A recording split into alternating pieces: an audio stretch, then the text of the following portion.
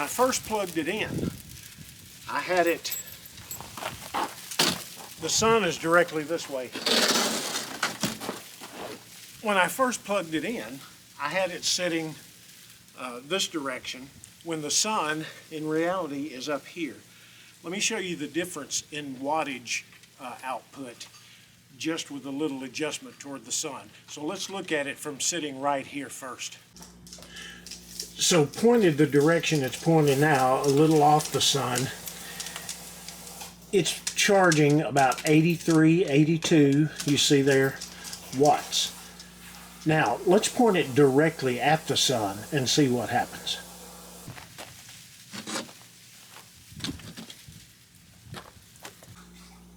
So now we've got it pointed directly at the sun, and it's putting in 110, 111 watts.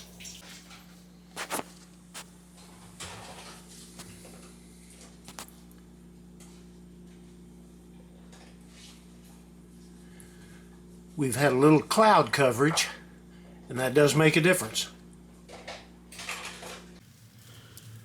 Let's talk about keeping the panel pointed at the sun, because for maximum power, you need to have it pointed right at the sun. You can see here today how far I have moved it already, and the easiest way to keep it lined up is in looking at the legs. And it's bright out here, I can't see my finger. So if you have the shadow about the same width on each side, you know that it's lined up with the sun. Fortunately, we have a solar generator that doesn't require fuel. You can run it safely in the house, and we've got our refrigerator and our freezer running there. But what if you don't have a generator? What do you do in a situation like this where you're snowed or iced in? Well, it seems pretty obvious, but I have seen some folks on social media really freaking out over the fact that their refrigerator and their freezer is not working, and they're worried about losing things. Folks, it's an ice storm. Outdoors is the greatest refrigerator, freezer situation there is. So if you've got a cooler, you can put things right outside, put them in the shade. I guarantee you, out here it's 20 degrees, it's going to stay frozen. It'll be fine. What if you don't have any coolers? Well, just a cardboard box will actually work. You can put things right in the cardboard box, and they'll stay good and frozen. Just a little common sense and a little preparation goes a long way. Another thing to keep in mind when you're thinking about trying to be prepared for storm, whatever may come up, is having some extra canned goods in your cabinets or in your house. And I know, everybody's on a strict budget, groceries are high, but if you will just make a list, and when you go to the grocery store to get your regular groceries, just pick up a can or two. You don't have to go buy a whole dozen of them at one time. If you're going to buy green beans, pick up a couple extra cans. Potatoes, pick up a couple extra cans. Think about the things that your family likes, that your family will eat. There's nothing wrong with buying canned goods. So if you don't have room for them in your cabinets or your pantry, don't worry there. We even have them up in the closet. In the top of the closet. In the top of the closet. You can find a place to put them. But if you are local and you've been going through what we're going through right now, or maybe you have before, you know that even when this is over, the grocery store is going to be empty for a little while.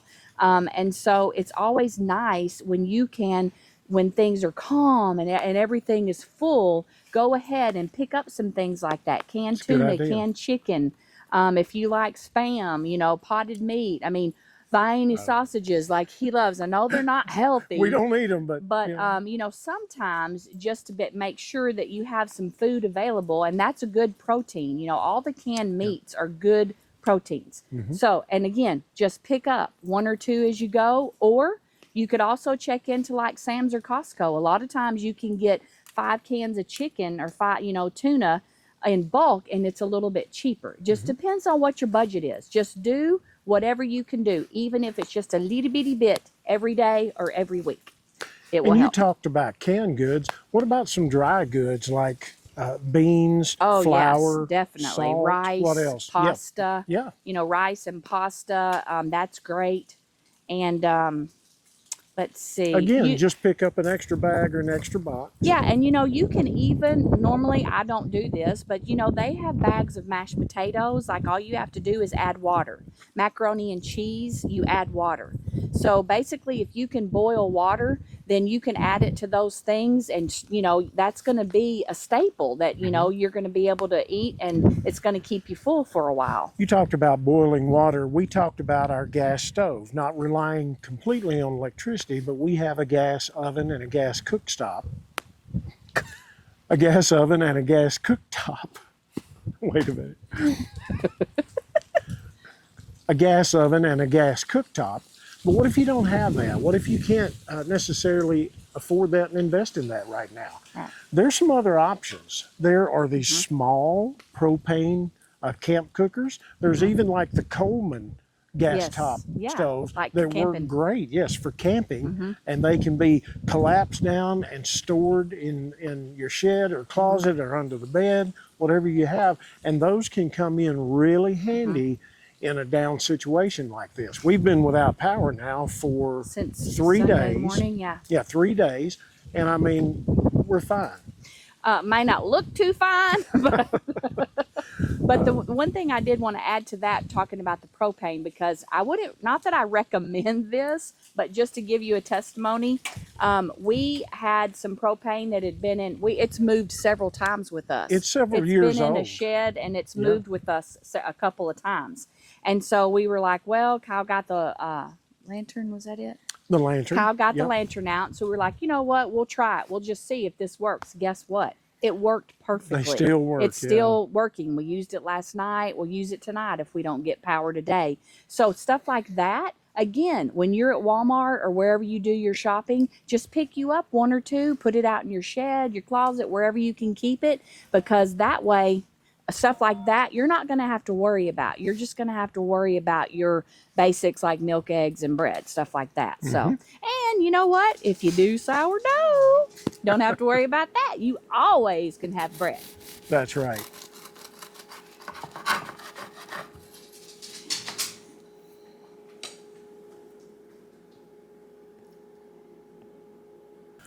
Another thing you need to think about is water. What if the water goes out or the pipes freeze up or whatever, can happen, right? And water is vitally important for washing, cleaning, bathing, boiling, cooking, coffee. Got to have coffee. Got to have coffee. Definitely. So in preparation, we knew the storm was coming. This was not like a tornado that just pops up out of nothing. They've been talking about this storm for 2 weeks. Yes. So we were already somewhat prepared. And so with the news of the possibility of this storm coming, we got more prepared. And what I mean by that is we filled our bathtubs up with water. We can, if the water goes off, we can use that to flush the toilet, to wash our hands, do things like that. We use that, Now, as far as drinking and coffee and whatnot, what about that? The drinking coffee and everything, that's okay. First thing is, if there's any way possible, maybe if you don't already have one, you might want to pick up like a French press if you're coffee fanatics like we are, because that works perfect. We had one from when we lived in the camper for a while, and we actually have a pretty large one. So that's nice because we can both get a few cups of coffee out of it. But that's awesome because all you need is just hot water. So you can put you can figure out how to use one of those. If you don't have it, I won't take up your time now. But French press, or just like something you can heat up water in. You can always use instant coffee if you don't, have a French press. There's ways around it. Yeah. A drip one, there's tons of ways. So just something to think about if you don't already have that. Also, as I was talking about picking up a few extra canned goods, you can also do that with your water. And, you might want to go with the larger containers because you're going to get more for your money than just buying the bottles. So buy some larger. And what we do, we buy spring water because that way, if we have some left, that's still good to drink. we don't really like to drink any other water besides spring water. We don't, distilled is good for certain things, but not really drinking. So Purified water it's is terrible, horrible. terrible. It actually sucks the minerals you need out of your body instead of putting them in there. Yes, and so we always will buy the big containers of spring water, and that way, if we don't use it all, well, we can have it and fill it up, our glasses and stuff and drink it. But that is so important because even though you don't have power, you still need to get some hot water going. You need to clean out your sink. You need to wash your hands because, you don't want bacteria building up everywhere. And hot water is key. It's a lot better brushing your teeth with nice warm water instead of that ice cold water. Yeah, as well. so you can brush your teeth, you can wash your face. Sometimes just doing those things can just make you feel so much better. It does. And obviously, you need the water to survive, to be able to drink and stuff like that. So, yes. Speaking of that, what if you do have somewhat like our tub water? I wouldn't want to drink the water out of the tub just because it may be fine, but it just seems gross. Well, and it's the city water, the tub. It's the city water. It has all those chemicals in it. We don't drink it when it's not storming, so I don't want to drink it now either. Right. We use a Berkey filter. Now, there are other ones. We also have a 4 Patriots filter. I'll throw these on the screen. But you can pour pond water through a Berkey, and it will come out great to drink. And, okay, those are a little pricey. It's well worth it. You may need to save up a little bit for it, but because they are a little pricey, but there are a couple of other things. What about the little straw things where you can just drink right out of a pond? Life straw. You get those for about $20 at Walmart. Yep. And that it'll will do filter a lot. Several. I don't remember how many. I'll look it up and throw it on here, but it'll filter several gallons. And there's also those little tablets that you can purchase. I mean, in worst case scenario. We use those in the military, and they are nasty. That's not great, but it is an option. Yeah. Worst comes to worst. Stick to the live straw. Yeah. But yeah, there's that, and then the Berkey, and there was something else I was going to say, and also too, boiling water. Yeah. If you just boil your water and maybe that'll help tremendously. That helps a lot. So I was saying that the Berkey, is a little bit pricey, and some of these other things are too. And this may be kind of overwhelming if you're at the very beginning and you haven't collected or gotten together anything. Don't be overwhelmed. Just take a deep breath, because what you need to do is just make you a list of everything that you can think of that you and your family would need, okay? Then look at your budget and see how much money do you have weekly or monthly that you can put towards this. Now, if you're like us and you've experienced this last storm, then this should be a very high priority for you. So what you can do is look at your budget. There's always places usually where you can squeeze out a little bit of money. Now, it may cut into your coffee runs, or it may cut into your binge watching on certain things on TV, apps and stuff that you have. But sometimes for important things like this, you just have to make a sacrifice for a short time, and that way you can get all your ducks in a row. And then if you need to go back to your coffee run and to your Netflix and all that stuff, whatever, your budget. Once you have things in place. Right, yeah. So, but I'm just saying, don't be overwhelmed.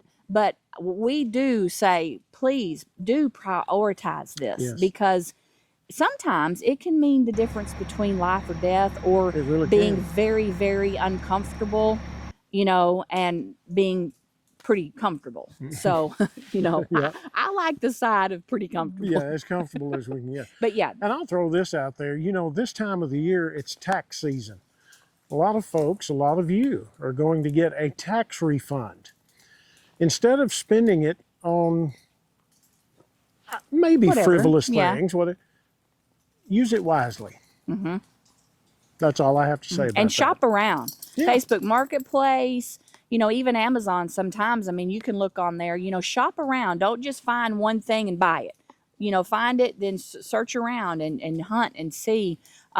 Check out Goodwill. Oh my gosh, there's been tons of stuff at Goodwill. Facebook Marketplace. That's really good. So shop around, bargain hunt, and you know what? pray about it. Yes. I can't tell you how many times I have asked the Lord, like, oh Lord, I'm going out today to Goodwill and we really need this or that, or it would be great if, I could find this or this at a good price. And do you know what? He never lets me down. So pray about It's it. happened If many you need times. extra money to be able to do this, to invest into your family, ask the Lord to provide for you and believe. Don't just Yes. ask, but you believe that He's going to provide for That's you. right. And I guarantee you, His, not just me, but His word says He will do just That's that. right. He's always done it for us. Yes, He Yep. has. And He'll do it for you. That's right. Being semi-homesteaders, we try to be a little bit prepared for emergency situations just like this. One thing we don't rely totally on electricity. We have this gas fireplace, which is going with us to 7 acres when we move. Also, I wanted to mention we have these little Baofeng radios. They come in really handy. I've got all my frequencies for local police stations, local fire stations, emergency road crews, and all kinds of things, and we can listen in. And of course, southwest winds 5 to 10 miles an hour with gusts up to 20 miles an hour. Channel mode. NOAA weather radio you can pick up on there. Another thing I wanted to let you know about, and that is the local fire station. Another thing we have is this Texon PL990 radio. This thing is amazing. It is shortwave, low band, high band, FM, all kinds of frequencies. With the shortwave, believe it or not, with this little thing, I've listened to radio stations across the world with it. And I highly recommend having some kind of radio, at least a weather radio for situations like this, where you can listen in. If the power's out, you can still have a battery-powered radio.